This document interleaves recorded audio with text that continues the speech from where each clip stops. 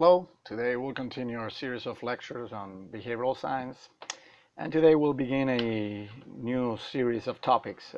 We're going to cover mental disorders as they are categorized in the DSM-5.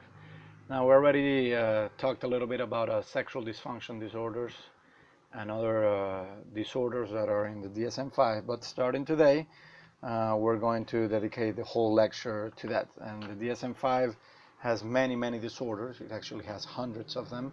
We're not going to cover them all, but we're going to cover the most important, especially for those of you that will be interested in going into the branch of psychiatry during your specializations as physicians. So the first disorder, or the first mental disorder we're going to cover today, it's schizophrenia and other psychotic disorders. Just as a reminder, the DSM-5 is the Diagnostic Statistical Manual, and that's, so to speak, the Bible of psychiatry. I mean, it's at least for American psychiatry. European psychiatry and in the rest of the world is a little bit different. But in American psychiatry and in Latin America, the DSM-5 is the guide, is the definite guide to mental disorders. So the DSM-5 offers us criteria for diagnosis, and we're going to cover them for each of these disorders. And the DSM-5 doesn't say anything about treatment, but will also consider some of the lines of treatment, either medication or psychotherapy, for each of the mental disorders that we'll be covering here. So remember that all of this will appear in the Usmle, so if we have enough time at the end of today's lecture, we'll do some review questions that resemble the ones that appear in the Usmle. So having said that, let's begin. So let's begin considering first what schizophrenia is. You've probably heard this word in the media. It's out there in common parlance, but as with many with many words that we have used here in behavioral science, sometimes the way they're used in the media or in common parlance are a little different from the technical use that they're given in psychiatry or psychology. And schizophrenia is one of them.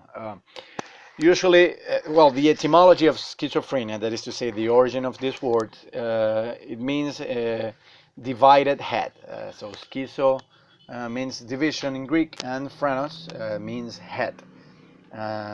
So it means basically divided head. Now, some people think that this is a split personality disorder, so that people with schizophrenia, they have multiple personalities. And if you see some movies, for instance, there's one with Jim Carrey, Irene, Me and Myself, I think is the title of that movie. The character there is constantly referred to as being a schizo or a schizophrenic. But in fact, he's neither. And in the movie, this character has many personalities. And of course, it's a movie that has been widely criticized for portraying mental disease in a very disrespectful manner. So, but this is just one way that the media has of confusing what the meaning of the word schizophrenia. So schizophrenia is definitely not split personality. Split personality is actually people who suffer from dissociative identity disorder. And unfortunately, I don't think we'll cover that disorder here, because although it's very interesting and it has been relatively controversial in the history of psychiatry, for some strange reasons, it's not included in Usmle questions. Probably it's because it's very, the prevalence is very low. I mean, it's a very rare disorder, so that's why it's not included in Usmle step 1. So we shouldn't confuse DID, which is dissociative identity disorder, with schizophrenia and other psychotic disorders, because schizophrenia, the DSM-5 understands it as a spectrum. I mean, there are some people who may have schizophrenia for some short period of time, that they may have psychotic symptoms, I mean, for some short period of time, and there are some people who may have psychotic symptoms for a longer period of time. So that's why it's a spectrum. There's not just one condition. There are various disorders that we'll take a look at them. But they are definitely not split personality. It's called a split because the split is not properly among different personalities, but rather in the coherence of thoughts and in emotional reactions. So there is a split between what's out there in reality and what's expected of the individual. So there are very strange responses from the individual to the stimuli that he's receiving from the outside. And that split between reality and behavior, that's what accounts for schizophrenia. So schizophrenia and other psychotic disorders, and especially the case of schizophrenia, it's a chronic disease. So there really is no cure. I mean, the most psychiatrists can do for the time being is to alleviate some symptoms and, well, teach the patients and their families to live with this. In order to be diagnosed, and shortly we'll take a look at some more specific criteria for diagnosis for each of these disorders, but as a general rule, in order to be diagnosed, you need at least 6 months with symptoms. The most common symptom here is psychosis. Now, psychosis is another word that usually that there's some confusion in the media and in common parlance. The word psycho comes from the Greek psyche, which means mind. Now, psychosis, it could be understood as a disease of the mind.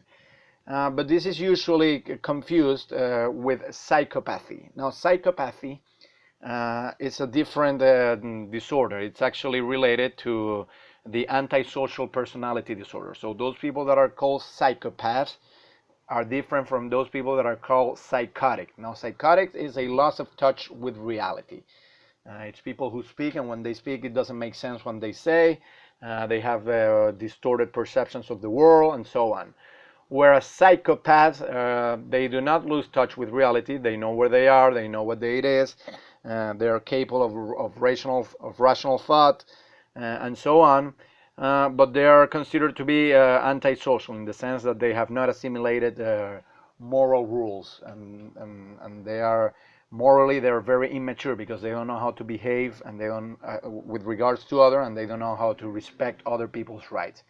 Now, in common parlance, they may both be called psychos, but let's using clinical terms, let's make a difference between psychosis and psychopathy, and between psychotics and psychopaths.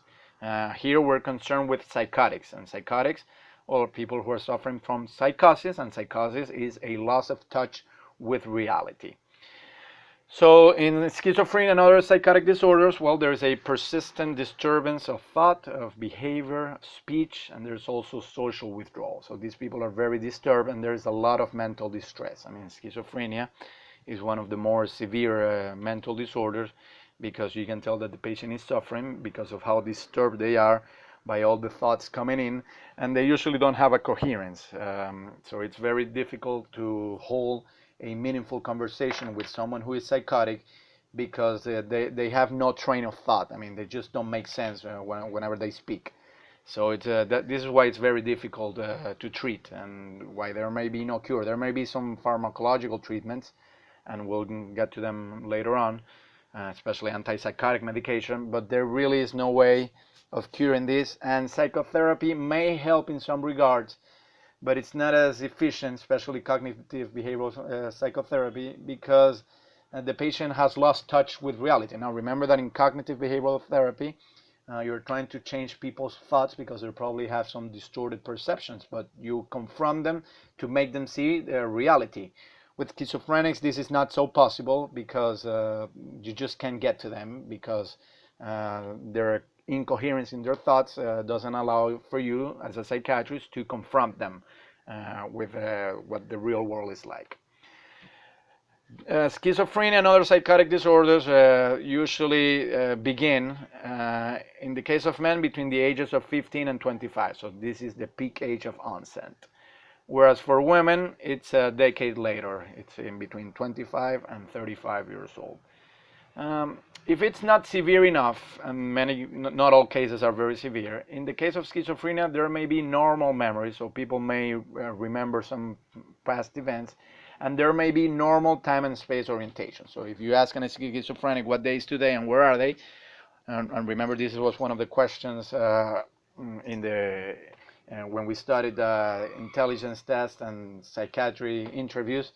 Well, the schizophrenics, they may have good time and space orientation, but if you delve in a little deeper and you scratch under the surface, you may eventually come to realize that there is some incoherence and disturbance in their thought, and ultimately, when they speak, If it's really acute, what they say will not make sense. So in schizophrenia, in schizophrenia and other psychotic disorders, there are various symptoms, and psychiatrists usually divide them in two. There are positive symptoms and there are negative symptoms. Now, these are not positive or negative in a moral sense, like good things or bad things. No, unfortunately, they're all bad. But they're positive and negative in the clinical sense, in the sense that whether or not they have something additional or whether they are lacking something. So when a schizophrenic has positive symptoms, that means that they have things that are additional to normal behavior. So for instance, delusions, hallucinations, agitation, being talkative or too talkative, etc.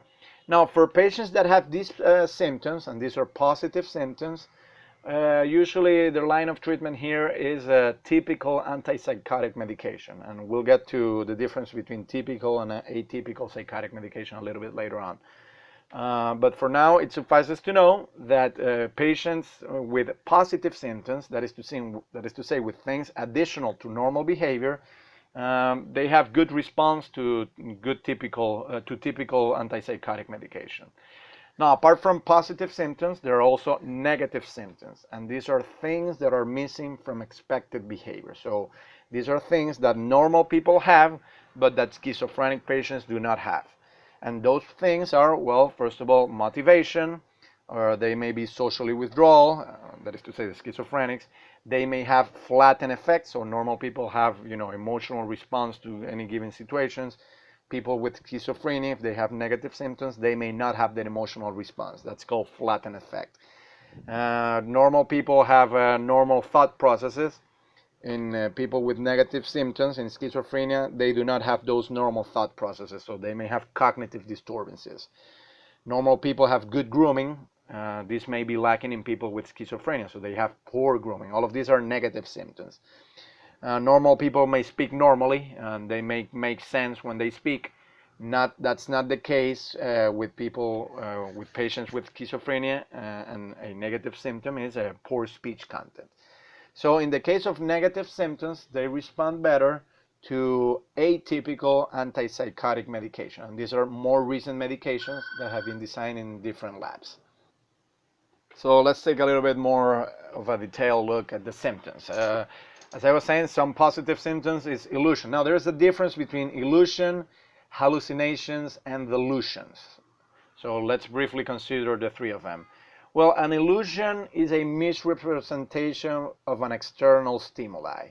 And these are not necessarily exclusive of schizophrenics. I mean, what magicians do, well, basically they present us with delusions. I mean, they have a stimulus, and they present a stimulus. We watch that stimulus, but we ultimately come to believe that that stimulus is different from what's really out there. But the basis is out there. So, I mean, we may be looking at a hat, but in fact that hat may be, let's say, it's a rabbit. I mean, in the case of a magic trick. In the case of someone with schizophrenia, well, they may be lying on their bed and maybe they see, let's say, a statue in their living room, or they may see the TV going on, and they may think that instead of projecting the TV image, it's an angel speaking through the TV, for instance, right? So, I mean, that's not totally a hallucination because there is actually an external stimuli. Now, the difference here between normal perception and an illusion is that in the illusion, the stimuli is being misrepresented. So you are interpreting that something is out there, but that it's actually different from what's really out there. Now, this is different from hallucination. Hallucination is a perception in the absence of external stimuli. So it's a false sensory perception. So in the case of the hallucination, it could be that you think that an angel is speaking to you and you see the angel speaking to you, but not because you have confused that angel with some image on TV, but rather you have made up completely that angel because there is no external stimuli to make you think that an angel is out there. So hallucinations are, as opposed to illusions, in hallucination there is really no external stimuli, whereas in illusion there are external stimuli. They're both quite common. Actually, I would say that hallucinations are more common than illusions in schizophrenic patients. Probably the most common hallucination for schizophrenics are auditory hallucinations. So that's hearing voices. So schizophrenics don't really see people out there speaking to them, but they do hear voices. And this is quite common, and usually one of the most common signs of schizophrenia is precisely hearing voices. Now, there's some people who, and hearing voices can be quite disturbing because they may come from inside your own mind, but you don't have the sense to differentiate which one is actually your voice and which one you think that it's external. Because, I mean, we all hear voices in our own mind, but we're pretty aware that it is ourselves speaking to ourselves, right? So when we hear voices, I mean, we understand that it is my own voice that is speaking to me. But in the case of schizophrenia, it's different because they hear voices, and usually they give out very nasty messages like kill yourself, or you're a terrible person, and you're disgusting, and things like that. So they're very disturbing. And they're not only disturbing because of the content of the message, but also because the schizophrenic has the idea that those voices are not coming from himself, but from some external agent. So that's what makes it especially this disturbing as well. Now, there's some people who claim to hear voices, and they defend the idea that hearing voices is not necessarily pathological. And you have to keep in mind that in order to diagnose this as a schizophrenia, remember that most mental disorders in psychiatry go beyond the expectation of what is culturally expected. So if you live in a society where it is quite common to hear voices, and this is culturally accepted because you are a shaman or something else, then that wouldn't be considered a symptom of schizophrenia. So this is you always have to keep in mind that in order to make a diagnosis, the symptoms have to go beyond the cultural expectations. And if you live in a culture where people are constantly in contact with gods, or shamans are, they do magical procedures where they hear the voices of angels or demons or gods or whatever, then in those cases, hearing voices should not be considered pathological. Okay, more symptoms of schizophrenia and psychotic disorder. Well, with schizophrenic patients, the idea of reference is also quite common. And an idea of reference is the false belief that you are being referred to by others. So let's say that you're watching TV and you hear the weather forecast, and you hear that, or not the weather forecast, let's say that you hear the news that the president is going to meet an important world leader. Now, if you have an idea of reference, you may think that that news is about you and that maybe you're that important world leader. I mean, we're flooded with input all the time of information that's really not related to us, but nevertheless we gather it. Now, an idea of reference is thinking that all that information has to do with you. So that's the false belief of being referred by others. That other people are talking about you, or they're referring to you, when that's not really the case. Another symptom of schizophrenia is delusion, and this is a belief that is held with strong conviction despite superior evidence to the contrary. Now, again, and this is very important, psychiatry has made sure that in order for a belief to be considered a delusion, it has to go beyond the cultural expectation of a given society.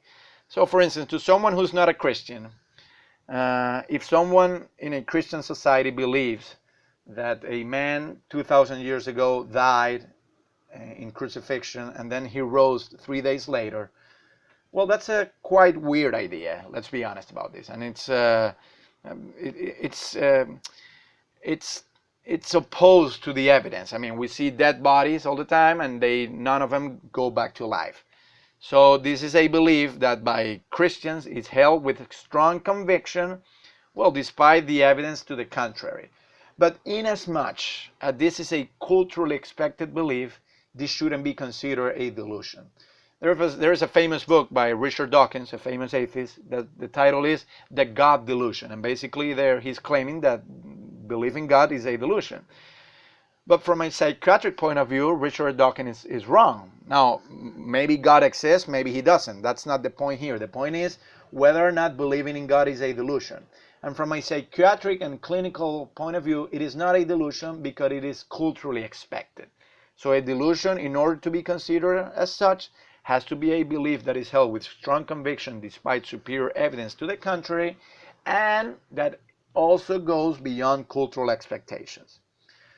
So there are many types of delusions. For instance, there are delusions of control. And this is when, for instance, people may think that they are being controlled by aliens. And you see how some people usually wear some foil on their heads. You've probably seen this on TV.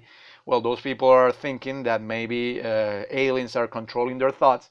So they wear the foil hats in order to block the signals that the aliens are sending to their brain. That's a relatively common delusion. So delusion of control is the false idea that you're being controlled by someone else. There's also, for instance, a very curious delusion. This is the Cotard Delusion, and this is the strange idea that you do not believe that the patient doesn't exist. So the patient may think that he's not real, that he doesn't exist. Well, that's a delusion. I mean, it's a very strange belief, but nevertheless, people have it. Some people have it, especially schizophrenic patients. There is also the Tomainia delusion, and this is the idea that other people are in love with you, especially famous people. So you may say that you see Nicki Minaj on TV, and you think that she's secretly in love with you, even though you don't know her and she doesn't know you personally.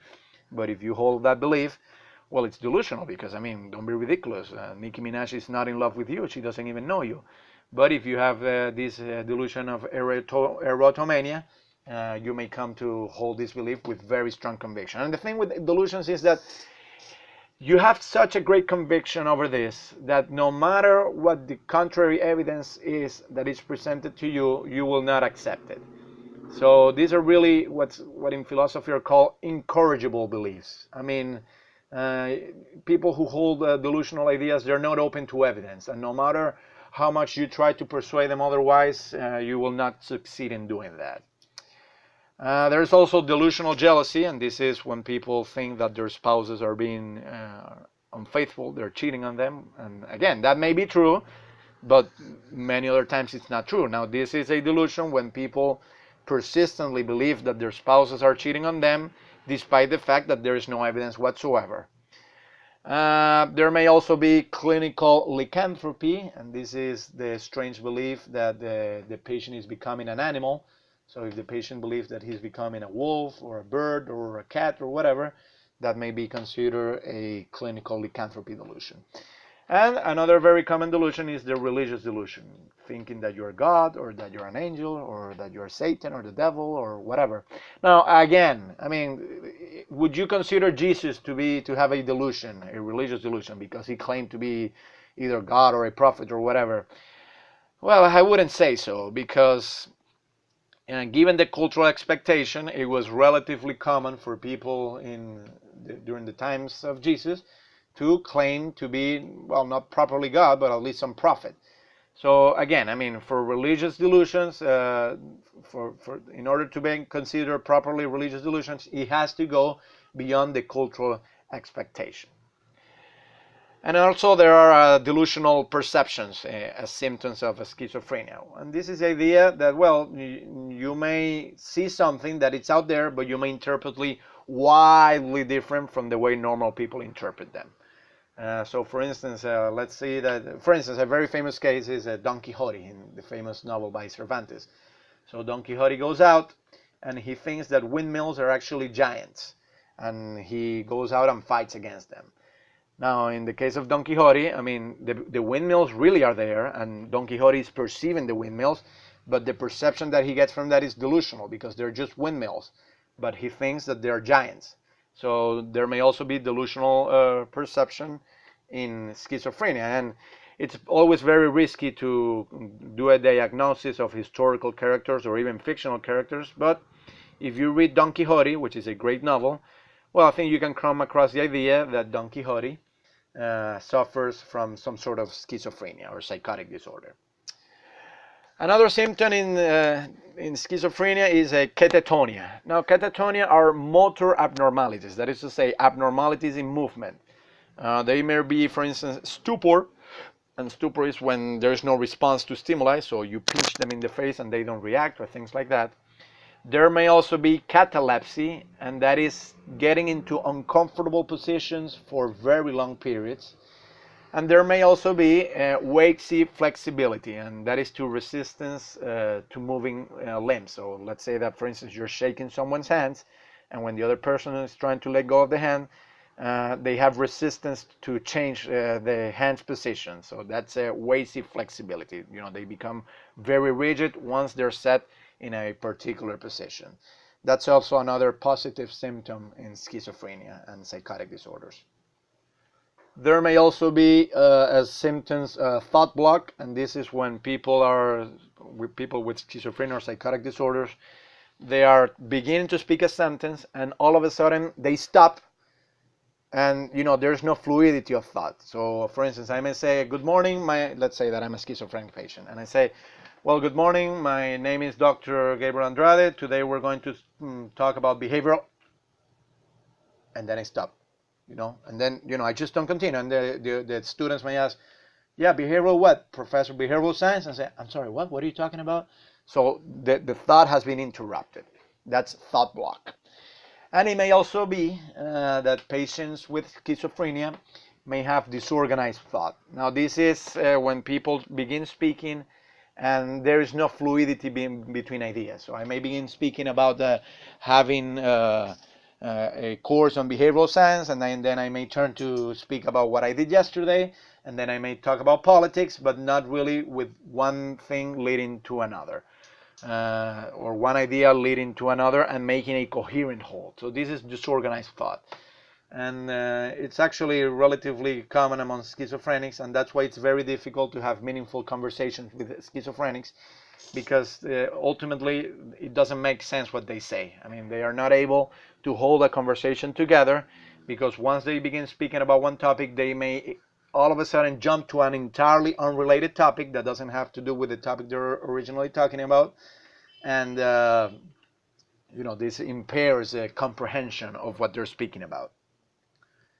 Now, if it's really acute, if the thought disorder is really acute, I mean, there are various levels. First of all, there is a paucity of ideation, there is digressive thought, there's tangential thought, and this is, you know, it's difficult to understand the connection between ideas. There is the flight of ideas, when they just begin to speak a lot of things but without really making sense. There may be looseness of association.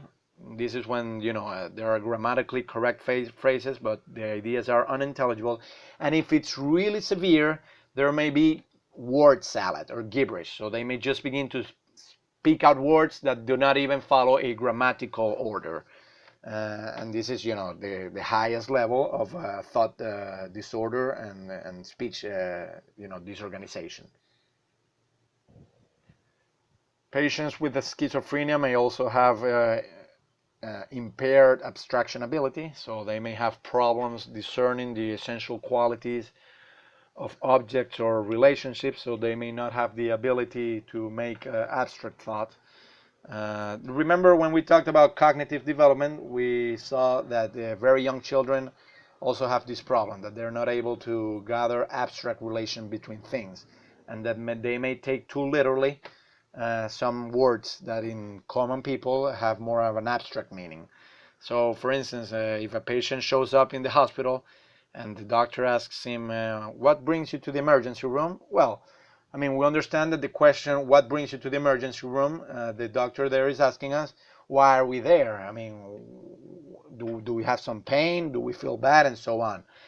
But among schizophrenics, it's relatively normal to answer to that question, what brings you to the emergency room, to answer something like, well, an ambulance brought me here. Well, yeah, of course. I mean, if you take it to a very concrete level, that's the right answer. But it's obvious that the doctor is not asking this on a very concrete level, but on a more abstract level. So if you say, what brings you to the emergency room, we're not asking particularly what means of transportation brought you here, but why are you here? I mean, tell me what some of the symptoms are that you're here for. Schizophrenics may have some trouble understanding this, because again, they do not have, they may not necessarily, but they may not have abstraction abilities. And also as part of speech thought disorder, I mean speech incoherence, and if they get to the point of word salad, they may also develop neologisms, and they are new words entirely made up by themselves. So if they begin to speak incoherently, ultimately they may themselves even come up with new words and no one knows what they mean. But it's, you know, it's made up by them. So they're called neologisms. These are quite frequent in schizophrenia. Now, as schizophrenia and other psychotic disorders progress, there may be various phases, and there are usually three phases: the prodromal, the psychotic, and the residual phases. Now, the prodromal phase, this is when there are signs and symptoms that occur prior to the first psychotic episode. So there may be an avoidance of social activities, and there may be some physical complaints. Now, in this phase, the patient is not yet psychotic. I mean, they still have not touched with they have still not lost touch with reality, but they may begin to show some strange signs in their behavior. Now, in the psychotic phase, this is when there is actually a loss of touch with reality.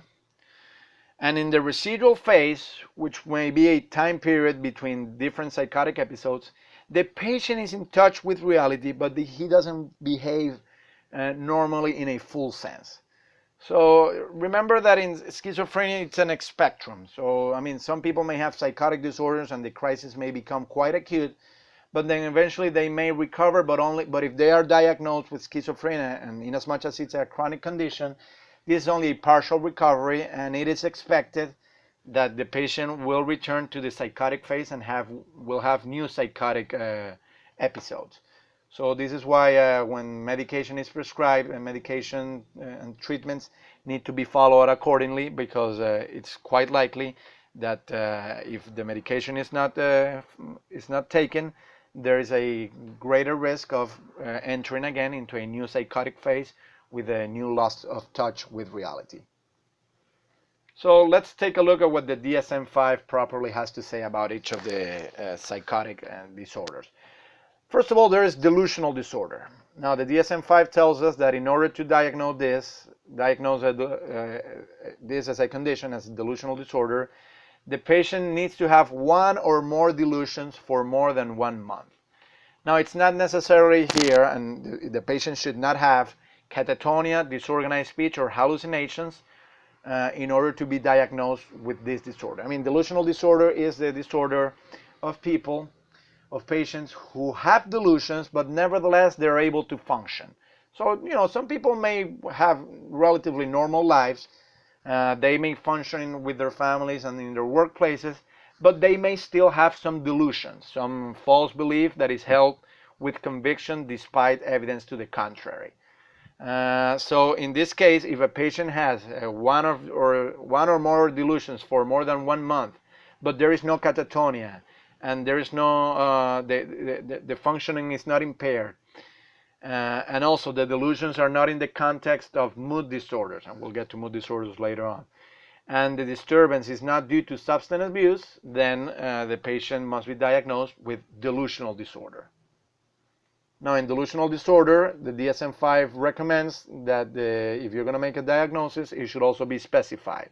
And it will be specified according to the type of delusion. So remember, we already talked about some of the more common delusions. So when you make a diagnosis, you should specify what type of delusion the patient has. And also according to the duration. How long has the patient had these delusions?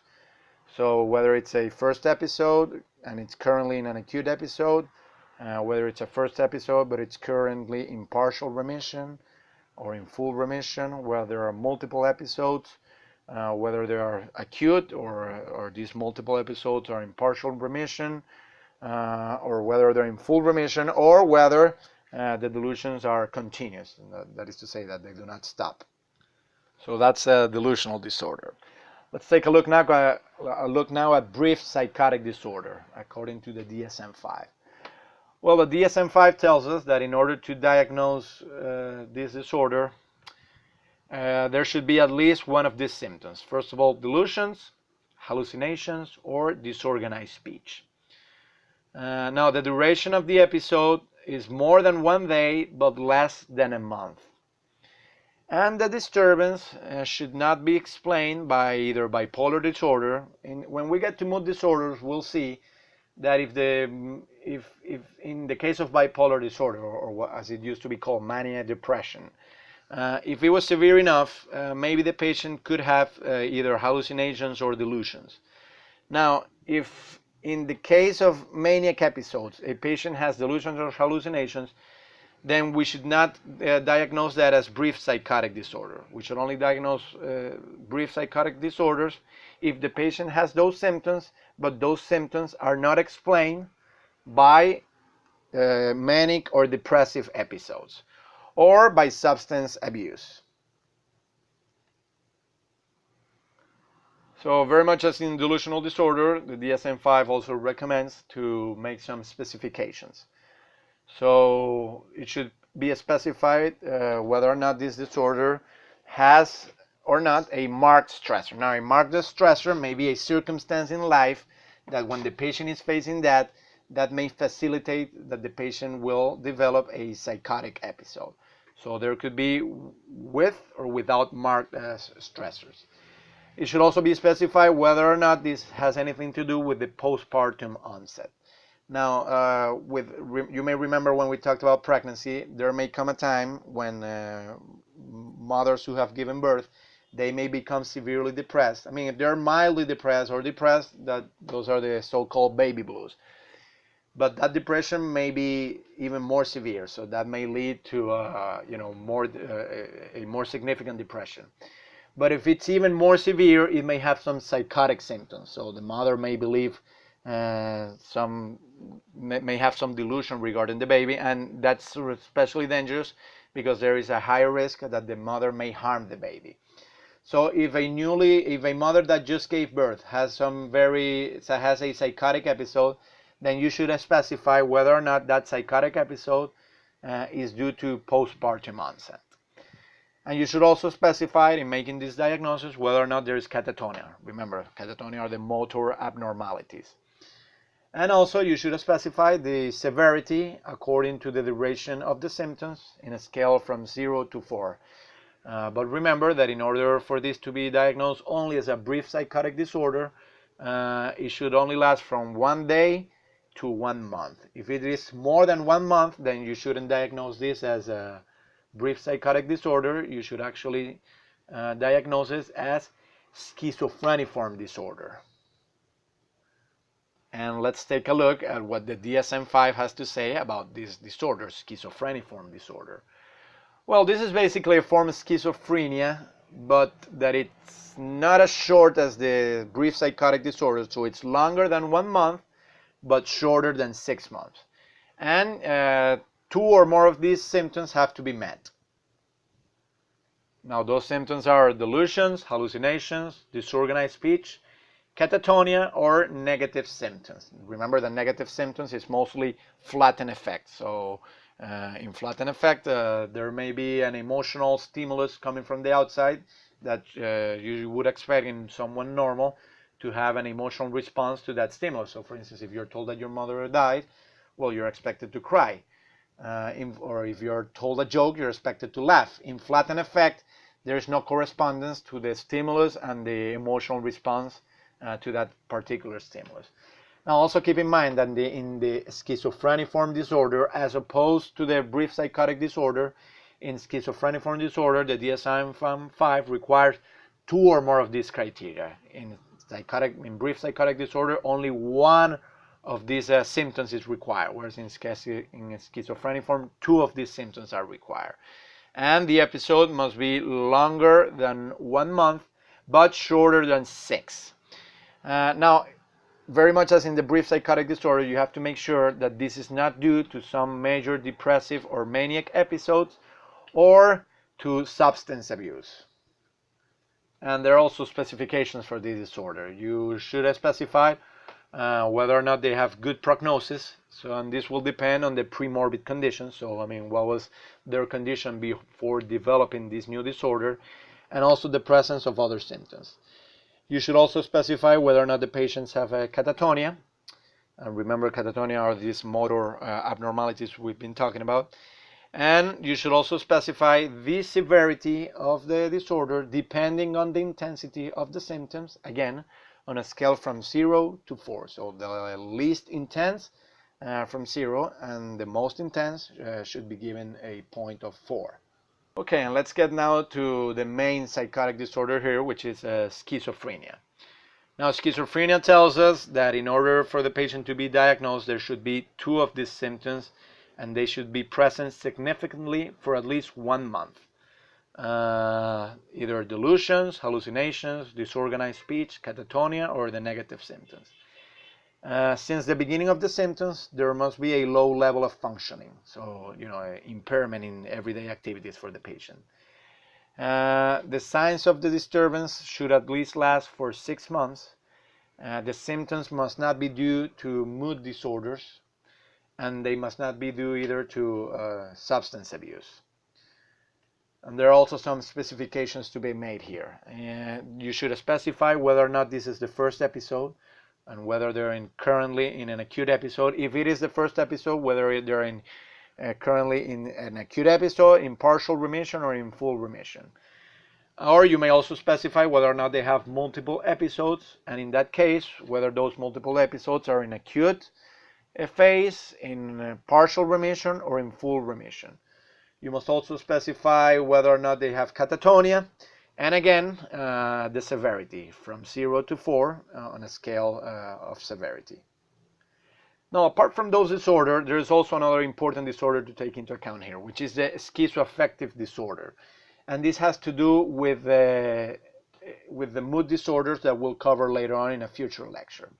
Now, schizoaffective disorder will be diagnosed when there is a major mood episode, and major mood episodes it can either be someone who is severely depressed or severely maniac. And so there would be a major mood episode with 2 of these symptoms that are present significantly for 1 month. So they can be delusions, hallucinations, disorganized speech, catatonia, or negative symptoms.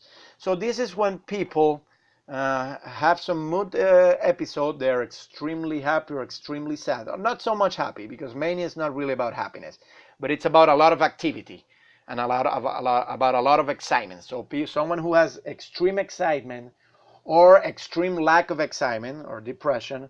Now, in the context of that episode, if the patient presents 2 of those symptoms, then that's the first criterion in order to diagnose schizoaffective disorder.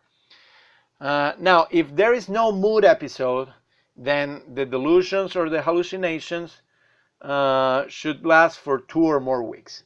So this is different from mood disorders, because in mood disorders, when the patients have mood episodes, they may have some symptoms that resemble the ones in schizophrenia, such as hallucinations and so on.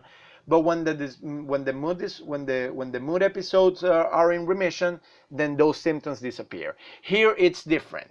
Here, even in the absence of a mood episode, the delusions or hallucinations continue for at least 2 weeks or more. So the symptoms of the mood episode present for residual and active phase of illness. So this means that the symptoms of the mood episode continue for the residual and active phase of illness, and that the symptoms should not be due to substance abuse. So very much as in the other cases, you need to specify here some conditions for patients that are diagnosed with schizoaffective disorder. So first of all, you should specify whether or not it's a first episode. If it is a first episode, whether it's currently acute, whether it's in partial remission, or whether it is in full remission. If there are multiple episodes, well, again, whether they're acute, in partial, or in full remission. And whether or not the patient is in a bipolar or a depressive mood. When we get to the mood disorders, we'll see that there are bipolar disorders and there are depressive disorders. Now, bipolar disorders are alterations between mania and depression, whereas depressive disorders are only about depression. And remember here that schizoaffective disorder, so to speak, is a combination between either one of those mood disorders plus schizophrenia, and that the symptoms of schizophrenia persist even when the mood disorders are in remission. This is again different from mood disorders with some symptoms in the specific episodes. But the difference there is that when those episodes are in remission, then the symptoms are also in remission. Here in the schizoaffective disorder, the mood episode may be in remission, but the symptoms, the symptoms related to schizophrenia continue. So the patient may no longer have a manic or depressive episode, but the patient still has hallucinations or delusions. Well, in that case, then the patient should be diagnosed with schizoaffective disorder. You should also specify, as in the other psychotic disorders, whether or not the patient has a catatonia, and you should also specify the severity from 0 to 4. And there is also another disorder another psychotic disorder, but this one is related to substance-induced psychotic disorder. So this would be substance-induced psychotic disorder, and the DSM-5 tells us that in order to diagnose this, there should be at least one of these symptoms, either hallucinations or delusions. Now, the symptoms must be the result of medication effects or substance abuse. The disturbance should not be explained by either a psychotic disorder that is not related to substance abuse. So if you abuse a lot of drugs and eventually, as a result of taking all those drugs, you develop symptoms that are very similar to the ones of schizophrenia and other psychotic disorders, then in that case, the DSM-5 suggests that your diagnosis should be substance or medication-induced psychotic disorder. Now, the disturbance should not be due to a delirium, and delirium, we'll get to that in substance disorder, but substance abuse disorders, but that's when there's the withdrawal from alcohol. When patients are alcoholic and they're withdrawal from alcohol, that is to say that they stop drinking for a given period of time, and they may develop a delirium. And in delirium, they may have hallucinations and delusions. Now, if they develop those hallucinations and delusions as a result of delirium, then you should not diagnose those patients with a substance or medication-induced psychotic disorder. And of course, as in almost every other mental disorder, this disturbance should cause distress in order to make the diagnosis. So what's the prognosis for all these psychotic disorders? Well, the repeated psychotic episodes and a chronic downhill course over the years must be taken into account here. So the prognosis, this is a chronic condition, so there is no cure. And in as much as there is no cure, it eventually gets worse and worse. So there is a chronic downhill course over the years. And now the illness often stabilizes in midlife, but as I said, it's chronic and it's downhill. So even though it may stabilize, so it may not get much worse as years go by after midlife, you shouldn't really expect much improvement because it's a downhill course and it's chronic. People have to learn how to live with this. There is a 50% suicide attempts rate, and that is to say that for every 2 people that are diagnosed with some psychotic disorder, at least one attempts suicide, and about 10% actually succeed in killing themselves. So that's a relatively high rate of suicide. Now, sometimes when patients are diagnosed with either schizophrenia or other psychotic disorders, suicide attempts come from hearing voices. So the voices tell the patients to kill themselves. There are some alleviating factors that may improve prognosis for psychotic patients. And first of all, whether or not they're married. Remember that for many, many conditions, and not only mental conditions, but also physiological illnesses, married may be an important factor in better prognosis, and it's a good predictor of better health. So being married is an alleviating factor when it comes to schizophrenia. Also, the age of onset. The older you are when you have schizophrenia, well, the better the prognosis. Women have a better prognosis than men when it comes to some alleviating factors in schizophrenia and other psychotic disorders, and also social relationships. Having friends, having networks, that will certainly help you to cope better with this illness, and in that sense, you will have a better prognosis. Now, what causes schizophrenia? Well, there are some big discussions about this. First of all, there is genetics. In the general population, 1% of the whole population is schizophrenic, so that's the prevalence of schizophrenia. However, if you have one schizophrenic parent or a sibling, then you have a 12% chance of developing the disease. So in the normal population, in the overall population, your chance of developing schizophrenia is only 1%. But if you have a parent or a sibling with schizophrenia, then in that case you're at a 12% risk of developing it. If you have two schizophrenic parents, then the risk is 40%. And if you have a monozygotic twin that is schizophrenic, then the chances that you will also be schizophrenic is 50%. So this suggests that it has a strong genetic component. There have also been adoption studies, and in those cases, 13% of the biological relatives of the adoptees with schizophrenia also had schizophrenia, but only 2% of the relatives of normal adoptees had schizophrenia.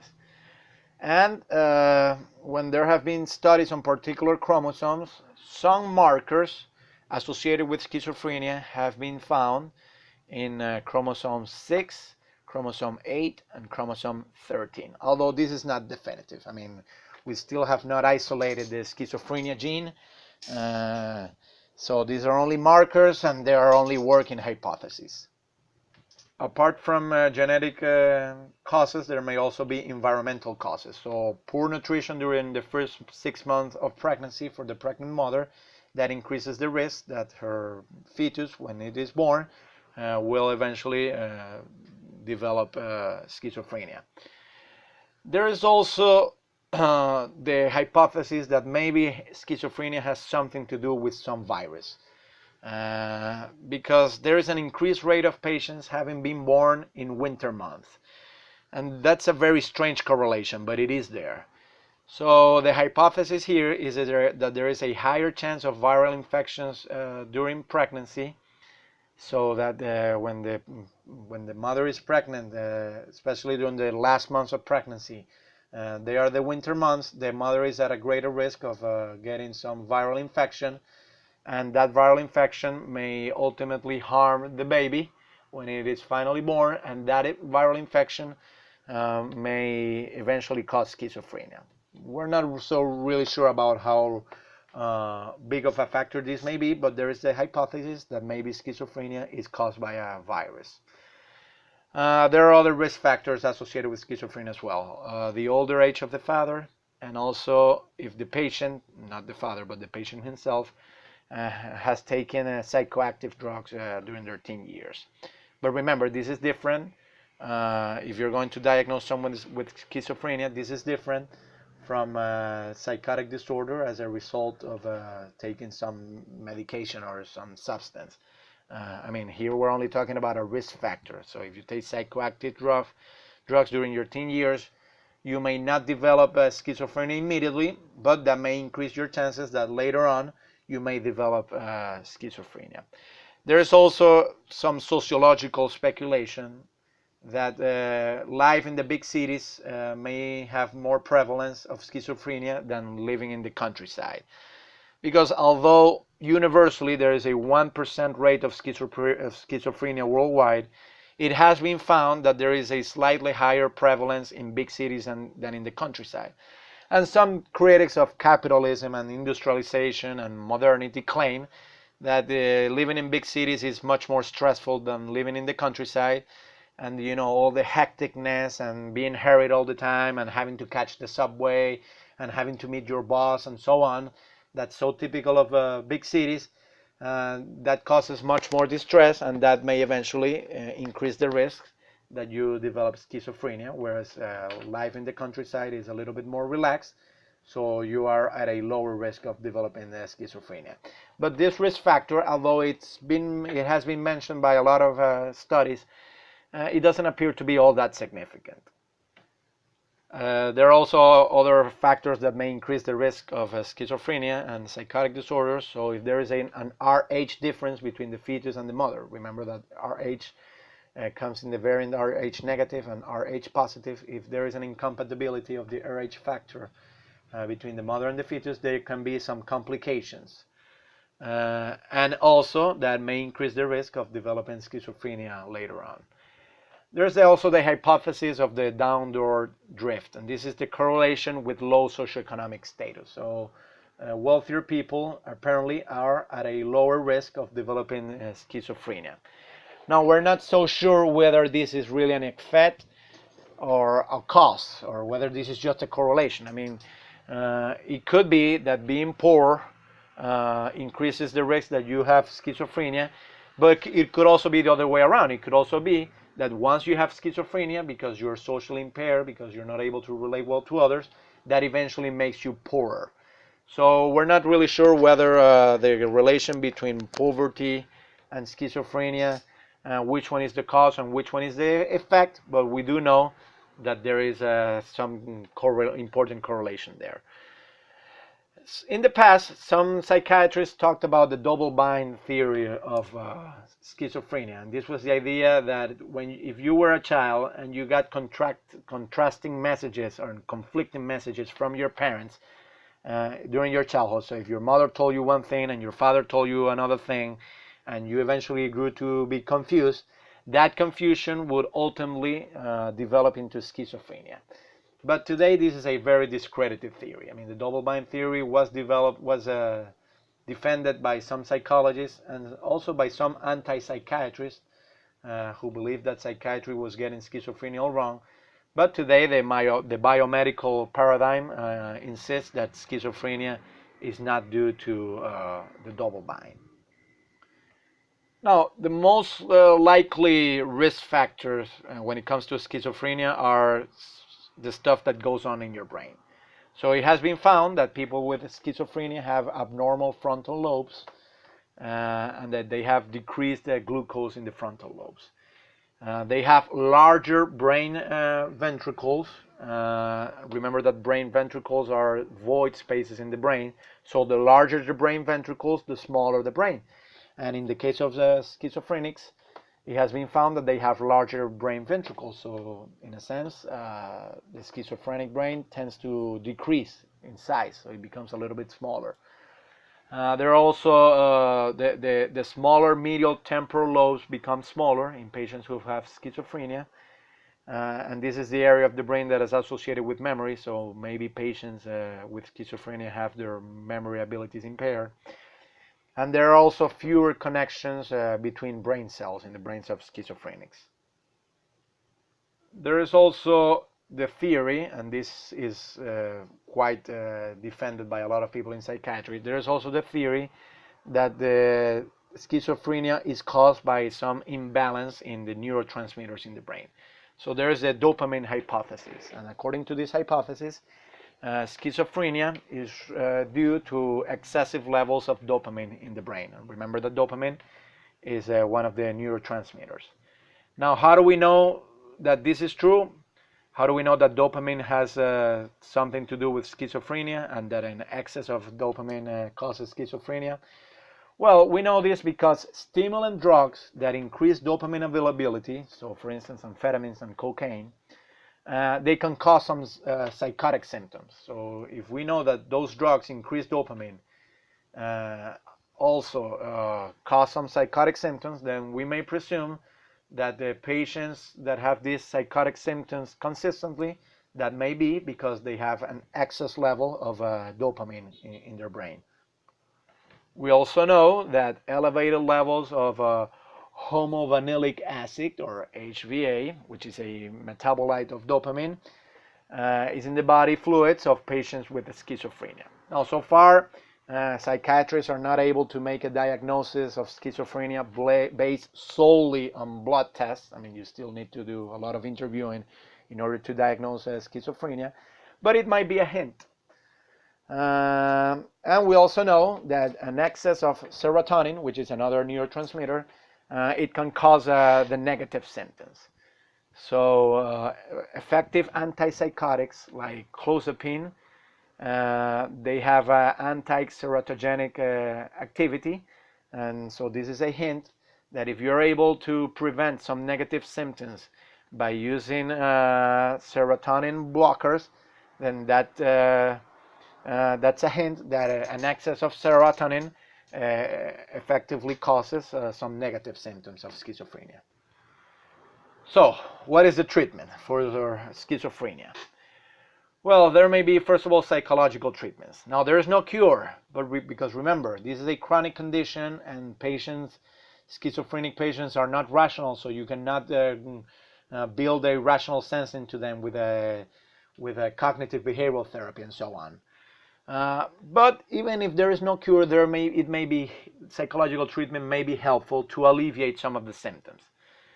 So what's recommended here is not so much cognitive behavioral therapy, because you will not be able to persuade a patient that their version of reality is distorted. But you could use individual, family, and group psychotherapy for support of the patient. Now, for more severe cases, you could use electroconvulsive therapy to relieve symptoms of catatonia in cases where the medication is not effective. But usually the first line of treatment for psychotic disorders is pharmacological treatment. And the pharmacological treatment here is antipsychotics, or as they also known, neuroleptics. And they come in two types. The typical antipsychotics, or the older generation antipsychotics, and the atypical or new generation antipsychotics. Now, some of the typical antipsychotics are chlorpromazine, flufenazine, haloperidol, thiofixine, and others. Remember, those are the generic names. The brand names, for instance, for haloperidol is Halvol, but here we're discussing generic names. That's as ethics requires us to do. Now, what do these typical antipsychotics do? Well, they block dopamine receptors. So remember, if we consider that schizophrenia probably comes from an excess of dopamine, then we want to prescribe medication that blocks the dopamine receptors, so that there wouldn't be an excess of dopamine anymore. Now, these are good for positive symptoms. Remember the difference between positive and negative symptoms. But one of the great disadvantages of typical antipsychotics is that they have serious side effects. Also keep in mind that some of these drugs can come in injectable form for non-compliant patients. And remember that when we talked about ethics, we said that it should always you should never impose a treatment against the will of a patient. You should always have consent from the patient. But in the case of schizophrenia, it might be a little bit different, because in as much as it's a psychotic disorder, they have lost touch with reality. And in patients who have lost touch with reality, we are ethically authorized to impose a treatment upon them without their consent. So in these cases, if you have to prescribe a drug to a patient that is not complying, you may apply it in injectable form, because if you give them a pill, they will likely not swallow it. So as I was saying, typical antipsychotics have some serious side effects that you always have to watch for. First of all, there are symptoms that have to do with neuroleptic malignant syndrome, and these symptoms can be fever, altered mental status, or rigidity. There are also what are called extrapyramidal symptoms, and this may be restlessness, involuntary muscle contraction in the neck, dyskinesia, which is it's a condition that resembles Parkinson, but it's not really Parkinson. It's tremor. Usually in Parkinson's disease, this comes as a result of a lack of sufficient dopamine, whereas schizophrenia is an excess of dopamine. Now, if you prescribe antipsychotics that are dopamine blockers, maybe the dopamine levels will decrease significantly, so you may have successfully treated the positive symptoms of schizophrenia, but as a result, the patient may develop the symptoms of a condition that is typical of people who do not have enough dopamine, and in this case it would be Parkinson. So it's not really Parkinson, it's pseudo-Parkinson. So the patient has some symptoms of Parkinson's disease, but they're not really as a result of Parkinson's disease, but rather as a side effects of antipsychotic medication. And another side effect that you should really watch for when you prescribe this medication is a tardive dyskinesia. These are tics in the face, so the patient makes some involuntary facial movements. Those are symptoms of tardive dyskinesia that are a result that may be side effects of typical antipsychotics. There may also be, as a result, as side effects of these medications, there may be galactorrhea, which is a flow of milk from the breast, gynecomastia, which is the increase of male breast tissue. So, it may resemble female breasts, but they're actually males who develop breast tissue. There may be decreased libido, and in the case of women, there may be menstrual irregularities. So remember, whenever you prescribe these medications, you must always watch for the side effects. Let's talk about the other brand of antipsychotics, which are the newer generation, the atypical antipsychotics. Well, you have some of them there: risperidone, clozapine, olanzapine, and so on. They block both dopamine and serotonin receptors. So in typical antipsychotics, they only block dopamine 2 receptors. Here they block dopamine and serotonin receptors. And they treat both positive and negative symptoms. Typical antipsychotics do not treat negative symptoms. Atypical antipsychotics do. And they have the advantage of having fewer side effects, but they still have some side effects. So let's consider some of them. Some of the side effects of atypical antipsychotic medication. They can have side effects on the metabolic syndrome, so they may develop symptoms of diabetes, they may increase weight, and they may have high levels of lipids in the blood. There may be seizures. There may have a low white blood cell count, so there is an increased risk of infections if you use these atypical antipsychotics. And in all antipsychotics, whether they are typical or atypical, there may be withdrawal complications. So, the same type of reactions that patients who abuse substances may also develop.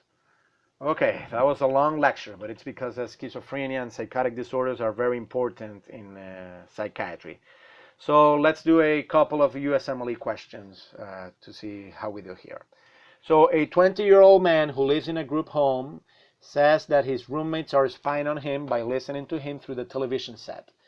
For this reason, he has changed roommates a number of times over the last 5 years. He dresses strangely, he shows poor grooming, and he seems to be preoccupied. He reports that he has trouble paying attention to the doctor's questions because he says, "I am listening to Abraham Lincoln talking to me in my head." Neuropsychological evaluation of this patient is most likely to reveal A, memory impairment, B, lack of orientation to person, C, mental retardation, D, frontal lobe dysfunction, or E, lack of orientation to place. Well, I would say the correct answer here is D. I mean, this patient is suffering from schizophrenia. He has ideas of reference, not properly ideas of reference. He has a delusion of control, so he thinks that his roommates are spying on him. He has delusions, not so much of control, I'm sorry, but of being persecuted, so that's a delusion. He hears voices because he's listening to Abraham Lincoln. So those are all signs of schizophrenia. Now, you're not given schizophrenia in any of these options, but remember that one corresponding physiological feature of schizophrenia is a frontal lobe dysfunction. In the brains of people with schizophrenic, the frontal lobe doesn't work properly. So in this case, the option would be D, frontal lobe dysfunction. Okay, let's do one more question. Which of the following symptoms of schizophrenia will respond best to traditional antipsychotic medication? A. Delusions. B. Flattening of effect. C. Poor speech content. D. Lack of motivation. Or E. Social withdrawal. Now remember that traditional antipsychotic medication only treats positive symptoms.